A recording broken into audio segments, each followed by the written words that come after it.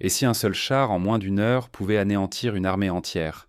Cette idée qui aurait semblé relever de la pure science-fiction il y a à peine quelques décennies s'est matérialisée sous les yeux du monde lors de l'opération Armata, en novembre 2025.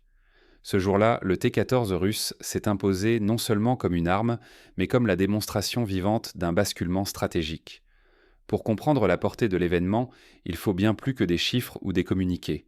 Il faut explorer l'avant, le pendant, l'après, et surtout se projeter dans l'avenir des conflits. Imaginez une armée retranchée, confiante en ses fortifications, héritée d'un autre siècle. De l'extérieur, tout semble solide. Tranchées profondes, réseaux de mines, bunkers bétonnés, champs de tir croisés, missiles anti-chars dernier cri. À l'image de la ligne Maginot au début du XXe siècle ou des défenses allemandes sur le mur de l'Atlantique, la certitude règne, rien ne passera. Pourtant, l'histoire nous enseigne que chaque forteresse finit par rencontrer son maître.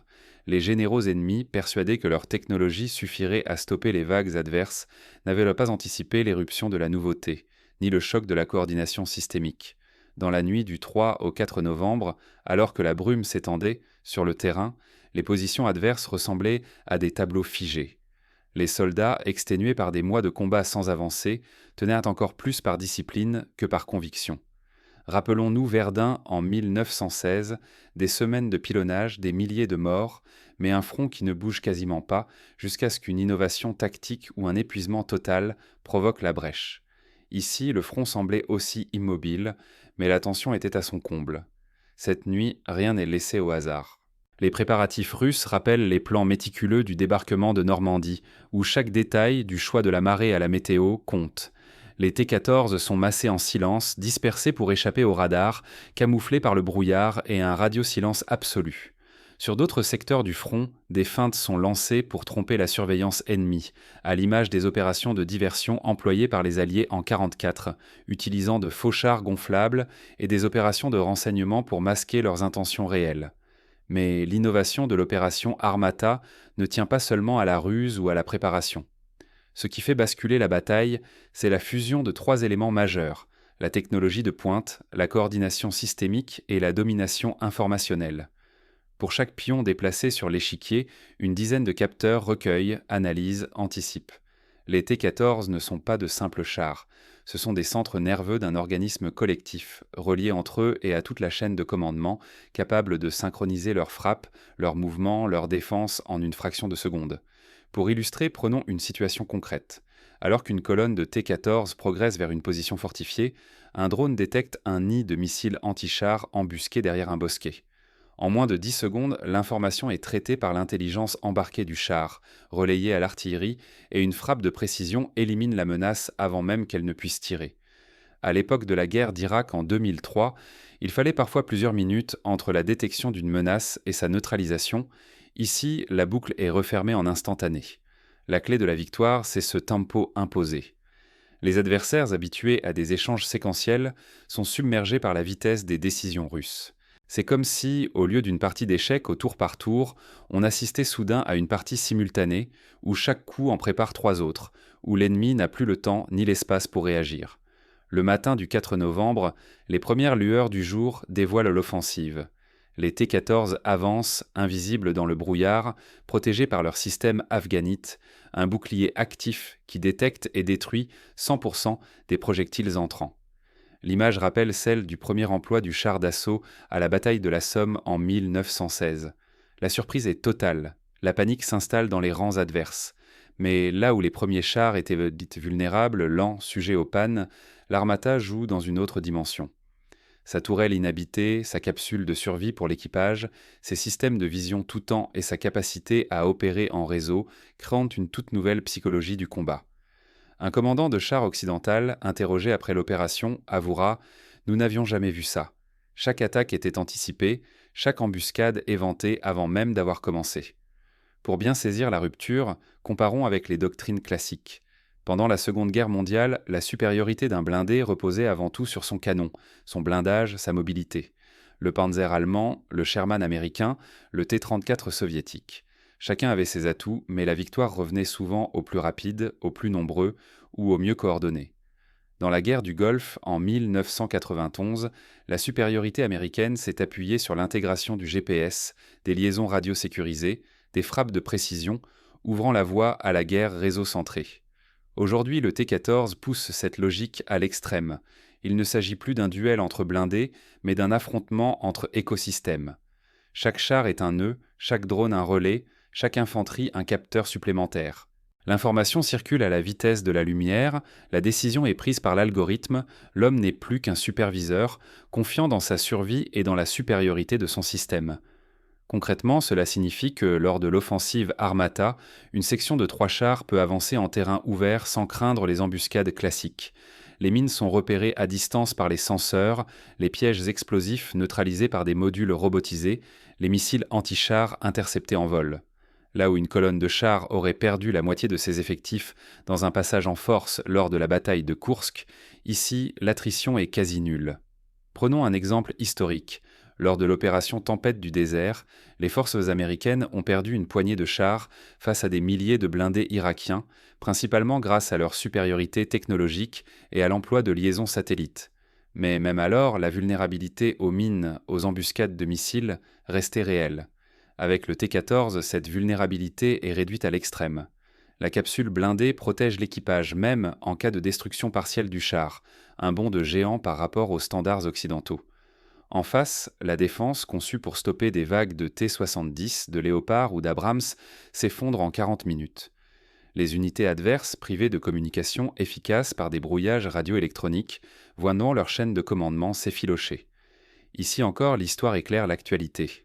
En 1940, lors de la percée de Sedan, la désorganisation du commandement français a précipité la défaite plus sûrement que la supériorité matérielle allemande.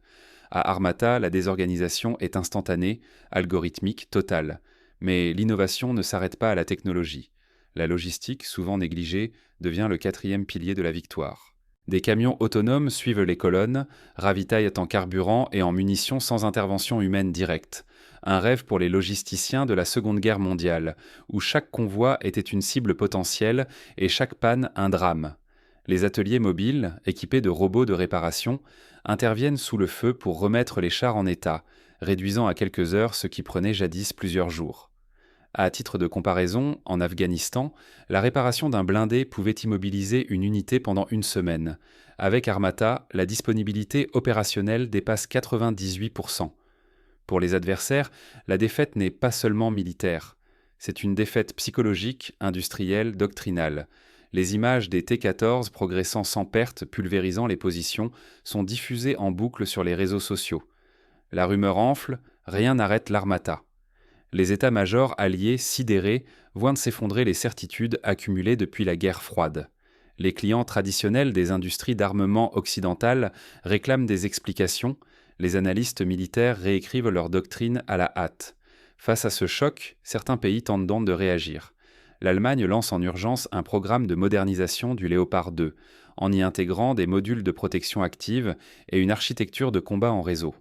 Les États-Unis accélèrent le développement du char Abrams X, misant sur l'intelligence artificielle et la robotisation accrue. Mais tous reconnaissent que le paradigme a changé. Il ne s'agit plus de produire plus de chars, mais de repenser la totalité de la guerre terrestre. Quelles leçons pratiques tirer de l'opération Armata ? Premièrement, la protection active devient la norme. Chaque véhicule de combat, du blindé au camion de ravitaillement, devra disposer d'un bouclier électronique capable de neutraliser les menaces modernes. Deuxièmement, la gestion de l'information prime sur la masse. Les armées qui n'investissent comptent pas dans la fusion des capteurs, l'intelligence décisionnelle, la connectivité permanente, s'exposent à la paralysie en temps réel. Troisièmement, la psychologie du combattant évolue. Un équipage convaincu de sa survie ose des manœuvres impossibles hier. Traverser à découvert, engager à courte distance, percer les lignes, sans attendre l'appui classique. Cette audace, induite par la technologie, rappelle le choc du Blitzkrieg, où la mobilité tend à la coordination ont remplacé la simple masse de feu. Quatrièmement, la logistique et la maintenance sortent de l'ombre. Les armées devront déployer des chaînes de ravitaillement autonomes, des ateliers mobiles, investir dans la formation de techniciens capables d'opérer sous le feu et dans la gestion à distance des pannes. À titre d'exemple, Israël a déjà amorcé cette mutation. équipant ses Merkava de systèmes de diagnostic en temps réel et de drones de maintenance. Cinquièmement, l'intégration homme-machine devient la clé. Les équipages doivent en maîtriser non seulement la conduite du char, mais la gestion des flux d'informations, la supervision des systèmes automatisés, la prise de décision assistée par algorithmes. Des programmes de formation accélérés, inspirés de l'aviation de chasse, sont déployés pour former une nouvelle génération de tankistes, plus proches des opérateurs de drones que des conducteurs de blindés classiques. Enfin, l'anticipation stratégique s'impose. Les armées qui se contentent de réagir aux innovations adverses courent après l'histoire. Celles qui investissent dans la veille technologique, l'expérimentation doctrinale, le dialogue permanent entre ingénieurs et soldats prennent une avance décisive. En Russie, des laboratoires civils collaborent avec l'armée pour tester en conditions réelles les nouveaux modules d'intelligence artificielle, à l'image du partenariat entre SpaceX et le Pentagone sur les systèmes Starlink. Face à ces évolutions, certains pays hésitent, redoutant les coûts ou les bouleversements organisationnels. Mais l'histoire est sans pitié. Ceux qui ont refusé la révolution industrielle, la motorisation ou l'aviation ont fini balayés par ceux qui ont osé. La guerre de 2025 marque l'entrée dans l'ère de la guerre des systèmes, où l'avantage se construit bien avant le champ de bataille, dans les laboratoires, les écoles, les centres de commandement. Pour conclure, l'opération Armata n'est pas seulement une victoire russe, c'est un laboratoire à ciel ouvert, une leçon pour toutes les armées du monde. Elle rappelle la percée de Cambrai en 1917, où le premier usage massif de chars a ébranlé les certitudes, ou encore la bataille de Midway, où la domination aérienne a rendu obsolète la suprématie navale traditionnelle. Chaque époque connaît son choc, son moment de bascule, et le T-14 en est l'incarnation contemporaine. Aujourd'hui, la question n'est plus qui a le plus de chars, mais qui maîtrise la guerre des réseaux, de l'information, de la coordination. Les armées figées dans les doctrines du passé s'exposent à l'anachronisme, à la défaite en temps réel, à la marginalisation stratégique.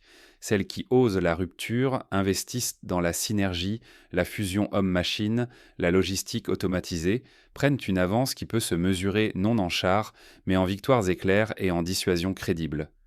Pour ceux qui regardent encore la guerre à travers le prisme du passé, l'heure est au réveil. Le futur appartient à ceux qui anticipent, s'adaptent, expérimentent. Refuser la logique des systèmes, c'est sortir de l'histoire par la petite porte. Oser la révolution, c'est entrer dans l'arène du XXIe siècle avec toutes les cartes en main. La guerre de demain sera systémique, informationnelle, connectée, audacieuse. C'est à vous, stratèges, ingénieurs, soldats, décideurs, d'en tirer les conséquences. Serez-vous spectateur ou acteur du changement ? Ainsi se referme la question que pose l'Armata. Ce n'est pas la puissance brute qui décide, mais l'art de la fusion, l'agilité de la doctrine, l'audace de la rupture. La guerre, plus que jamais, est une affaire d'intelligence collective. Levez les yeux, l'avenir se construit sous vos pas, aujourd'hui.